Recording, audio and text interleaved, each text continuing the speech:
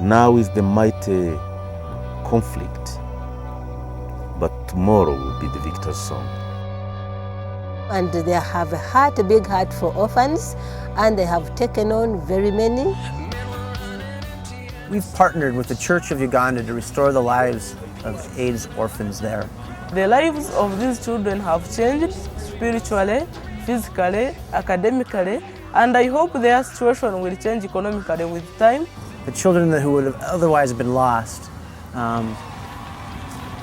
will help build their communities up.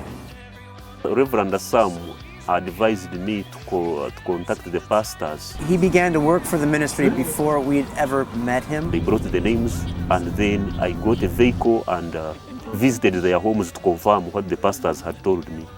He is the heart in the hands of Mosaic Vision Ministries. We have still many others that are not in Mosaic. We go deep in the villages to look for these children. She works night and day tirelessly. Through the pastors, they help us identify these families. If they call her at midnight, she goes to see to their needs. We strictly take up the child-headed homes, and we take up the whole family. She's Mama Allen. They aren't just giving them things, they're also setting expectations for these children. They really love them. You say don't lose hope. Stopped from there. So when we first met James, Gilbert, and Lois, it was a year after their mother had died. Their father had died years ago. They were living in the same home with a man who was a drunkard.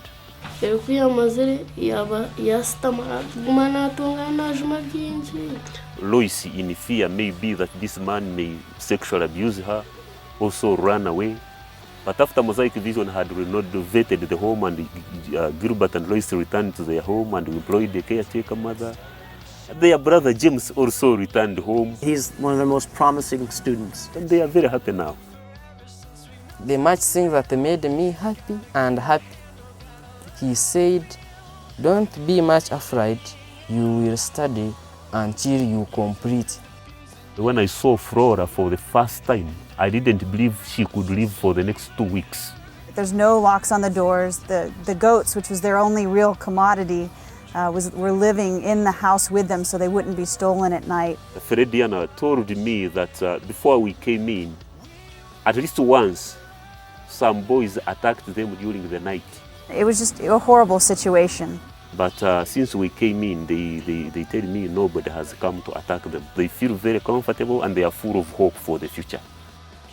He provides everything I need. I don't need anything.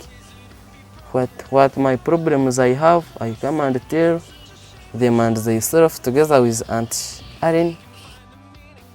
We're called, like Proverbs says, to speak up and defend the rights of the widow and the orphan. The challenge is so big. If they have this operating theater, then they can test the mothers for HIV when they come to deliver. And if they have HIV or AIDS, then they can give them AZTs, which stops the transmission of AIDS from mother to child in like 99.9% of the time. To test somebody for HIV AIDS, it is very expensive, but $1 can be enough for 2 or 3 tests.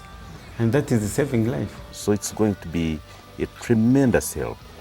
These kids that we call double orphans are going to be the leaders of the country. They looked at their lives and they did not think they had a future. It's our desire that these kids really get the opportunity to know who Christ is. We want to tell them that we love them in Jesus' name. And today they have hope. And that's the motivation behind Mosaic Vision. If people with money, with the almighty dollar, need God, how much more we?